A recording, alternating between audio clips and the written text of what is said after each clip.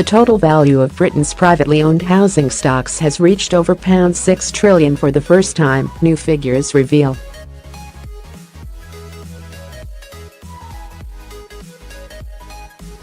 The value of homes rose by £376 billion in 1 year alone, thanks to the average value of a single home hitting £256,912, marking a near £70,000 increase since 2007, Halifax said.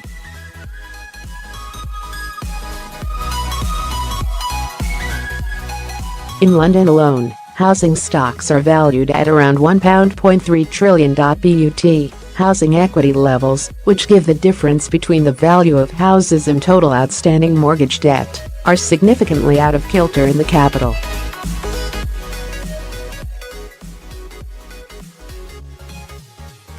London has the highest housing equity level in the country, at an estimated £968 billion, which is the equivalent of £360,193 per household.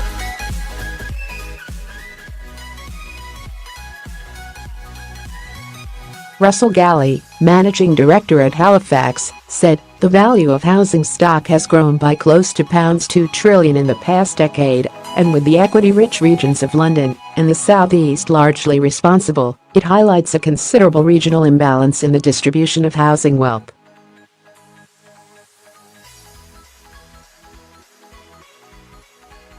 Within the capital there is also a mix of fortunes.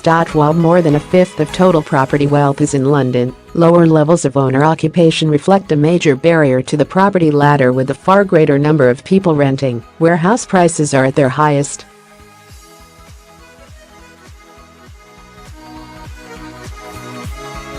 While London has the highest total house valuation figure of £1.3 trillion, Northern Ireland has the lowest, at £92 billion.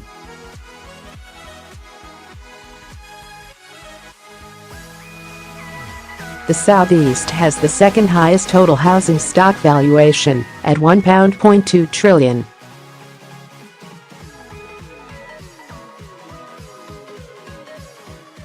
Halifax's figures also give an insight into property wealth by age group. Around 40% of wealth tied up in property is owned by over 65s.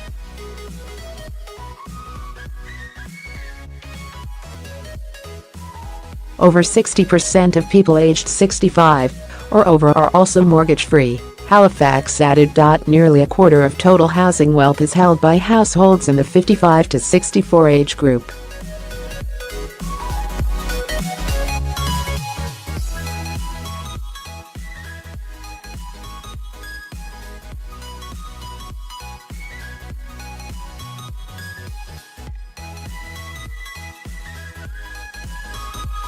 In last week's budget, Chancellor Philip Hammond made a string of proposals aimed at tackling Britain's housing market.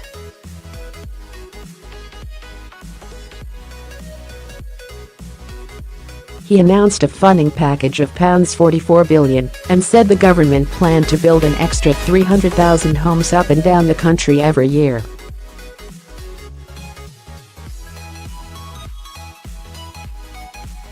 The Chancellor also announced the abolition of stamp duty for first-time buyers on the first £300,000 of homes up to £500,000.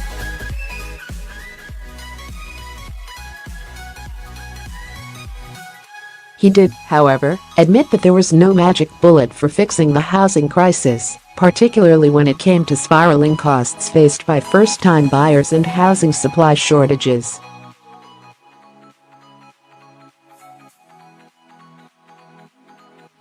The number of people under 45 who own their own homes has dropped by a fifth since the Conservatives took power.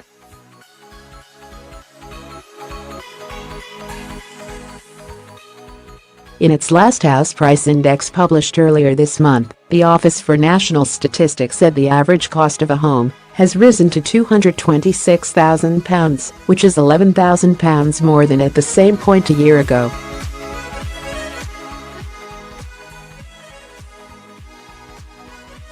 The main contribution to the increase in prices came from England, where house prices increased by 5.7% over the year to September.